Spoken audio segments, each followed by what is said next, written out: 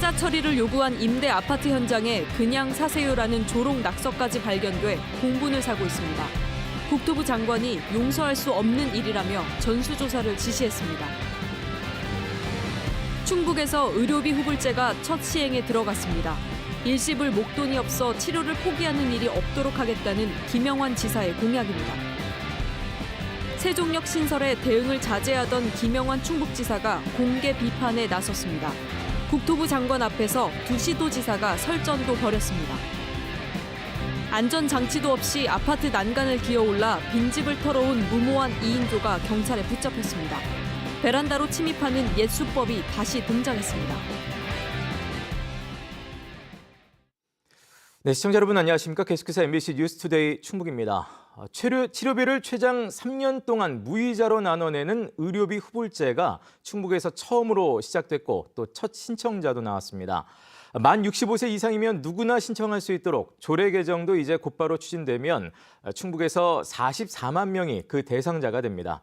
김대웅 기자가 보도합니다.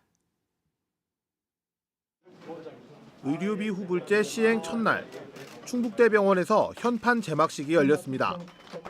의료비 후불제는 환자가 먼저 진료를 받고 의료비는 최장 3년간 나눠내는 제도입니다. 김영환 지사가 10년 전부터 구상해 선거 때마다 공약으로 냈던 제도인데 충북지사 취임 반년 만에 처음으로 시행하게 됐습니다. 이제 진료를 먼저 받고 건강을 지킨 뒤에 생명을 지킨 뒤에 돈을 나누어서 낼 수 있는 제도를 생각해냄으로써 이제 새로운 시대가 열리게 됐다 이렇게 생각합니다. 예를 들어 환자가 진료를 받은 뒤 자기 부담금이 180만 원이 나오면 환자는 농협에 매달 5만 원씩 3년간 나눠서 갚고 농협은 일시금으로 의료기관에 입금해 줍니다. 쉽게 말해 환자가 의료비를 대출받아 무이자로 나눠 갚는 제도인데 충청북도는 보증을 서주고 이자도 대신 내줍니다. 만약 환자가 의료비를 갚지 못하면 충청북도가 대신 갚아주지만 은행에 돈을 갚지 않은 것처럼 신용불량자가 됩니다. 일단은 80개 지정병원에서 임플란트와 인공관절, 척추와 심뇌혈관 등 6개 질병에만 한정되고 65세 이상 기초생활수급자와 차상위 계층 등이 시범 대상입니다. 하지만 당장 65세 이상 전체 44만 명으로 이달 안에 조례 개정이 추진됩니다. 의료계에서는 기대와 우려가 교차했습니다. 돈이 없어 치료받지 못하던 환자들의 문의가 잇따르면서 의료 사각지대를 없앨 수 있다는 기대가 나옵니다. 60대 여성이 임플란트 치료를 위해 후불제 신청을 하면서 1호 신청자도 나왔습니다. 많이 힘드신 분들이기 때문에 이제 상담만 받고 가시는 부분들이 있었는데 이런 좋은 제도가 생겨가지고 치료를 진행할 수 있게 되니까 너무 좋아하시고요. 하지만 6개 질병에 한정돼 실제 신청자가 많지 않을 것이라는 예상도 나왔고 한편에서는 과잉 진료에 대한 우려도 나왔습니다. 좀 덜 아파도 또는 좀 필요치 않은 이런 부분도 진료 대상이 돼서 이런 예산의 낭비 요소가 있지 않을까 이렇게 걱정이 되는 부분이 있습니다. 김영환 지사는 반년 정도 시범 운영을 거쳐 단점을 보완한 뒤 산후조리원과 안과 질환으로 대상을 확대할 계획이라고 밝혔습니다. MBC 뉴스 김대웅입니다. 틈만 나면 나오는 KTX 세종역 신설 논란은 결국 충북과 세종 두 지역의 감정 싸움으로 번지고 있습니다. 세종시장은 충북 한복판에서 세종역 신설을 국토교통부에 건의했고 충북지사는 SNS를 통해 이를 공개 비판했는데요. 두 단체장은 비공개 설전도 벌인 것으로 확인됐습니다. 정재영 기자의 보도입니다. 발단은 지난주 충북에서 열린 국토교통부와 충청권 4개 시도의 지역발전 협의회 자리였습니다. 최민호 세종시장은 김영환 충북지사의 면전에서 원희룡 국토부 장관에게 KTX 세종역 신설을 공개 건의했습니다. 인접한 대전 유성과 충남 공주까지 끌어들였습니다. 유성 시민 35만 명, 또 공주에 10만 명, 세종 공주간 BRT 도로가 착공이 된다면 바로 이 KTX 역사를 통해서 공주분들도 아주 단기간 내에 수도권에 접근할 수 있고 세종역 신설을 반대하는 충북에서 충청권 초광역 협력을 다짐하는 자리였습니다. 그동안 국토부를 믿자며 무대응 기조를 유지했던 김영환 지사도 이번엔 듣고만 있지 않았습니다. 비공개 토론이 끝나갈 때쯤 욕심도 많다며 작심 발언을 쏟아냈습니다. 충청권 광역철도가 생기면 세종에서 오송역까지 12분이면 된다며 기술적으로 불가한 되지도 않을 문제를 가지고 논쟁하지 말자고 쏘아붙인 겁니다. 제가 관계기술 장관이었습니다. 터널과 교량 사이에다가 역사를 질 수 없다는 것이 도교통부의 결정입니다. 될 수 없는 그런 역사를 하겠다는 생각을 하고 계시는데 참 그게 답답합니다. 최민호 세종시장은 기술적으로나 여건상으로 과거와 많이 달라졌다. 이 자리에서 가부를 판단해서는 안 된다며 뜻을 굽히지 않은 걸로 전해집니다. 여파는 다음 날에도 이어졌습니다. 김영환 충북지사는 비공개 토론 당시 자신의 발언 영상을 SNS에 공개하며 또 한 번 불편한 심기를 드러냈습니다. 세종시는 충청권 인구를 깎아먹는 충청 밉상이며 충청권 단결을 해치고 있다는 글까지 더해 비판 수위를 한층 더 높였습니다. 이를 두고 세종시 정치권에선 세종이 폄하됐다며 시장의 답변 요구까지 나왔는데 일단 최민호 시장은 맞대응 대신 계속 설득하겠다고 한 발 물러섰습니다. 다만 김영환 지사의 글에 대해선 타산지석으로 삼겠다는 의미심장한 말을 남겼습니다. 우리 정치인이나 공직자가 말을 신중하게 해야 된다라는 타산지석으로 제가 오히려 가르침을 받았다고 생각을 합니다. 세종시는 이달 중 세종역 신설을 위한 연구 용역 발주를 강행할 계획입니다. 결과는 연말에 나올 예정인데 이번 논쟁을 기점으로 충북의 대응 기조도 달라질 것으로 보여 새해 충청권 공조는 살얼음판을 걷게 될 전망입니다. MBC 뉴스 정병입니다. 충북의 한 교원단체가 도교육청의 이른바 블랙리스트 논란과 관련해 법적 대응을 예고했습니다. 새로운 학교 충북 네트워크는 특정 대상을 낙인 찍고 배제하는 도교육청은 지속 가능한 미래 교육을 논할 자격이 없다며 명단이 확인되는 대로 당사자들과 함께 법적 대응에 나서겠다고 밝혔습니다. 앞서 도교육청 직속기관인 단재교육연수원 김상열 원장은 도교육청이 일부 강사 명단을 보내 강의에서 배제하도록 압력을 행사했다는 의혹을 제기했습니다. 이에 대해 도교육청은 현 교육감의 정책과 맞지 않는 강의 내용을 추렸을 뿐 특정 인사를 찍어내는 블랙리스트는 절대 아니라고 해명했습니다. 지난 6일 발표된 충주 지역의 중학교 신입생 배정 일부가 다시 실시됩니다. 충주교육지원청은 중학교 입학 대상자의 20%가 학교와 거주지 간 근거리 배정이 아닌 일반 랜덤 방식으로 진행되는 오류가 발생했다며 재배정 방침을 밝혔습니다. 이번 오류는 프로그램 제작업체 실수 때문에 발생한 것으로 드러났습니다. 이에 따라 충주교육지원청은 301명의 학생에 대해 오늘 오전에 온 오프라인으로 공개 재추첨하고 각 학교와 학생들에게 공지하기로 했습니다. 한편 충주교육지원청은 전체 지원자의 80%인 1에서 3지망 학생들은 문제가 없다고 설명했습니다. 입주를 시작한 충주의 한 임대 아파트에서 하자 처리가 제대로 안 돼 불편을 겪고 있는 가운데 입주민들을 조롱하는 낙서까지 나와 공분을 사고 있습니다. 이에 원희룡 국토교통부 장관은 임대 아파트에 대한 하자 민원을 전수조사하겠다고 나섰습니다. 이승준 기자가 보도합니다. 지난 6일부터 입주를 시작한 충주의 한 민간 임대 아파트. 입주 시작과 함께 곳곳에 하자가 쏟아졌습니다. 방안 벽지가 뜯겨 있는가 하면 천장 마감은 물론 발코니에는 새씨가 없었습니다. 심지어 하수구와 변기에는 다른 사람의 흔적까지 남아 있었습니다. 다 화났죠. 다 화나고 여기 들어가야 되나 취소하고 싶다. 벽지 하자를 지적한 집의 벽에는 그냥 사세요라는 낙서가 적혀 있었습니다. 874세대에 이르는 임대 아파트의 입주자는 무주택자나 신혼부부, 청년 세대 같은 서민층입니다. 비록 임대 아파트지만 주거에 대한 부담을 덜고 새 집에서 새 삶을 준비했던 입주자들은 작은 낙서 하나에 큰 상처를 입게 됐습니다. 되게 처참했어요. 전세 막 돌아다니다가 이제 조금 더 합리적인 방향 없나 싶어가지고 임대를 선택한 건데 임대니까 막 이런 식으로 무시하시면서 하자 보수가 늘면서 자금량이 많아진 공사 인부가 쓴 것으로 추정됩니다. 하자 보는 사람들이 여러 명 왔다 갔다 해서 일하는 사람들이 해놓은 것 같은데 자기들이 다 발표를 하는 걸 좀 있을 수가 없는 것 같습니다. 하지만 입주민들의 항의에도 하자 보수는 제대로 이뤄지지 않았습니다. 그냥 계속 접수해라, 순차적으로 그냥 해주겠다, 뭐 이런 식으로밖에 대답이 돌아오는 것도 없기도 하고 제대로 빨리빨리 조치가 취해지지가 않아가지고. 참다 못한 입주민들이 SNS로 사진과 사연을 올리자 충주시와 국토부가 뒤늦게 나서 즉시 보수를 지시했습니다. 아파트 관계자는 화물연대 파업 등으로 자재 수급이 원활하지 못해 시공과 하자 보수가 늦어졌다고 해명했지만 원희룡 국토부 장관은 용서가 안 된다며 민간 임대 아파트 하자 민원에 대한 전수 조사를 지시했습니다. MBC 뉴스 이승준입니다. 안전장치도 없이 맨손으로 아파트 난간을 기어올라 빈집을 털어온 2인조 도둑이 경찰에 붙잡혔습니다. 동종 범행으로 최근 출소한 이들은 예수법을 또다시 써먹다가 범행 한 달도 안 돼 다시 수감됐습니다. 자세한 내용 이채연 기자가 보도합니다. 캄캄한 저녁, 어두운 복장의 한 남성이 아파트 난간을 잡고 오릅니다. 10분도 안 돼 가방 가득히 뭔가를 챙긴 남성은 다시 외벽을 타고 내려와 유유히 사라집니다.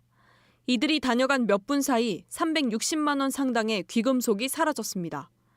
2인조는 이 아파트에서 절도 행각을 벌인 뒤 달아나던 중 집주인과 맞닥뜨리자 이 담을 타고 그대로 도주했습니다. 불 꺼진 집을 범행의 표적 삼아 무작정 올랐습니다. 아파트구에도 아파트 있는데 거기 들어갔다가 털이 없어갖고 우리 아파트 쪽으로 온 것 같아요. 지난달 이들이 이렇게 기어오른 아파트는 충북과 천안, 경북 등 전국의 19곳, 5천만 원어치의 금품을 털었습니다. 동전 저금통에 패딩까지 가리지 않고 훔쳤습니다. 40대와 50대인 이들은 절도와 강도 등으로 각각 누적 25년, 19년을 수감 생활하면서 알게 된 사이였습니다. 특히 같은 수법으로 최근 3년 반을 복역했다가 지난해 9월 출소한 50대는 아무 안전장치 없이 높이 20m 이상 외벽을 기어오르며 범행을 반복했습니다. 과거 경험을 바탕으로 CCTV 사각지대를 찾아 움직이는 등 나름 완전 범죄를 꿈꿨지만 범행 한 달도 안 돼 덜미를 잡혔습니다. 경찰은 범행 현장부터 도주 경로까지 70여 대의 CCTV에 포착된 용의자들을 추적해 청주에서 붙잡았습니다.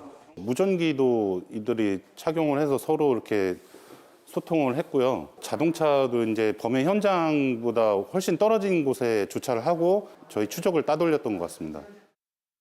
특별한 직업 없이 생활고 때문에 범행을 저지른 것으로 알려졌습니다. 경찰은 이들을 특정범죄 가중처벌법상 상습 절도 혐의로 구속해 검찰에 넘기고 이들이 귀금속을 팔아넘긴 금은방 업주들을 상대로 작물 취득 혐의 여부를 조사하고 있습니다. MBC 뉴스 이채연입니다.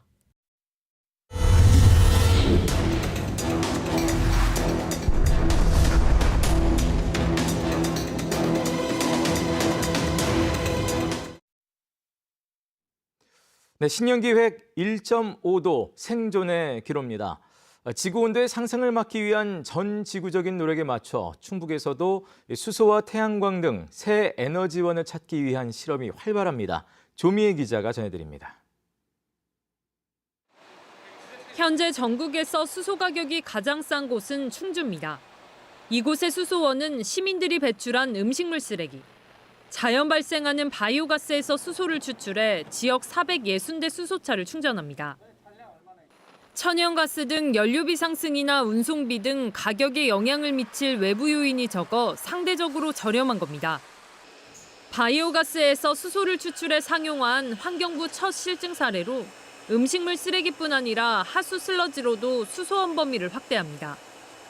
생산 과정에서 나오는 탄소까지 더 줄여보자며 이산화탄소를 포집해 활용하는 CCUS 기술도 도입할 예정입니다. 이산화탄소를 포집해서 액화탄산가스를 만들어가지고 이산화탄소를 판매할 수 있는 설비가 올해 내년까지 해서 이제 설치가 되게 돼서 상용 운전에 들어가게 되고요. 그다음에 또 바이오가스 플랜트에서 발생되는 이산화탄소도 포집을 해서 근처에 있는 시설하우스 딸기밭에 공급을 해서 이산화탄소 시비를 공급하는. 충북도는 85만 인구 청주시로 이 모델을 확대 적용해 음식물 쓰레기와 하수 슬러지, 분뇨로 수소와 수소 연료 전지를 생산하기 위해 사업을 추진하고 있습니다. 대기업에서 100억 지원 약속을 받고 현재 정부 공모 절차를 밟고 있습니다. 우리 지역에서 청정수소가 많이 발생이 되면 그 청정수소를 가지고 이제 발전사들이 청정수소 의무화 발전 제도에 입찰을 할 수 있는 기회가 생기는 거고, ESG 경영을 중요시 여기고 있기 때문에 그러한 측면에서 우리가 국내 주요 기업들을 이제 투자 유치를 끌어올 수 있는 거죠. 기술 발전으로 점차 태양광 효율이 높아지자 태양광 발전에도 관심이 높아졌습니다. 청주의 한 대기업은 지난해 말 주차장과 건물 옥상에 약 1메가와트 용량의 태양광 발전 설비를 마쳤습니다. 수요 전력의 12%에 해당하는 양을 자체 생산에 쓰기로 했습니다. 태양광 설치하는데 총 금액은 한 20억 정도 들었고요. 이게 작년 당시에는 상세하는데 한 7년 정도로 예상이 됐었는데, 에너지 상황상 이제 금액 같은 것들이 많이 올라가지고 그 상쇄되는 시간이 좀 짧게 예상이 되고 있습니다. 전기요금을 아끼려는 일반 가정주택도 동참합니다. 여름에도 2,200원, 2,500원 막 이렇게 해서 너무너무 놀랐어요. 에어컨 많이 틀을 때는 2만 원에서 3만 원 사이. 지금은 태양광이 발전이 덜 돼서 한 3만 원 나오는데 그것도 싸요. 왜냐하면 우리가 가스를 잘 안 틀고 장판 위주로 살잖아요. 방하고 여기. 그래 너무 좋아요. 도내 탄소 배출량의 아킬레스건으로 꼽히는 탄소 다배출 업종, 시멘트 업계도 기술 개발에 한창입니다. 단양 성신양에는 시멘트 생산 공정에서 이산화탄소를 포집해 메탄올 등 친환경 연료를 생산하는 실증에 들어갔습니다. 이렇게 만든 메탄올은 세척제, 연료는 물론 수소를 만드는 데 쓰일 수 있습니다. 충북도도 이 기술을 토대로 시멘트 공장이 밀집한 단양을 중심으로 중부권 CCUS 허브 클러스터 구축에 나설 계획입니다. 지구온도 상승폭을 1.5도 이내로 억제하기 위해 새 에너지원을 찾으려는 노력은 우리 지역 곳곳에서도 시작됐습니다. 다만 2020년 온실가스 배출량은 6억 5,622만 톤. 2030년까지 2018년 대비 40%를 줄이려면 갈 길이 멉니다. MBC 뉴스 조미입니다.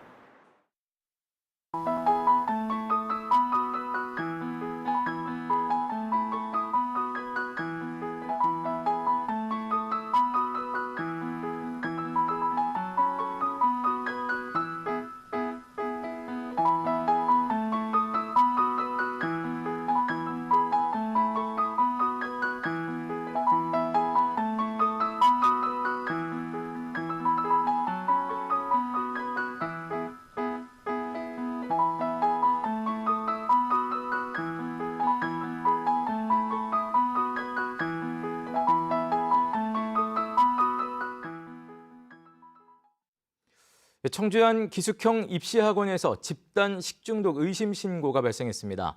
청주시는 지난 6일 복통과 구토 증상을 보이는 학생과 강사가 잇따랐다는 입시학원 신고에 따라 증상을 호소한 7명의 가건물과 음용수, 또 도마와 칼 등을 확보해 분석하고 있습니다. 보건당국은 지난 4일 오후 급식에서 최초 환자가 발생한 것으로 추정하고 있습니다.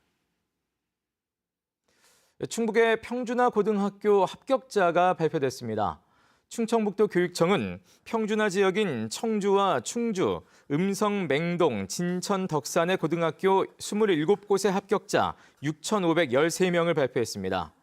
탈락자는 청주 190명, 충주 11명입니다. 학교 배정은 오는 17일 오전 11시 충북교육위원구 정보원에서 전산 추첨으로 이뤄집니다. 충주시 공무원 노동조합이 각종 선거에 공무원들을 일방적으로 동원하는 관행에 대해 개선을 요구했습니다.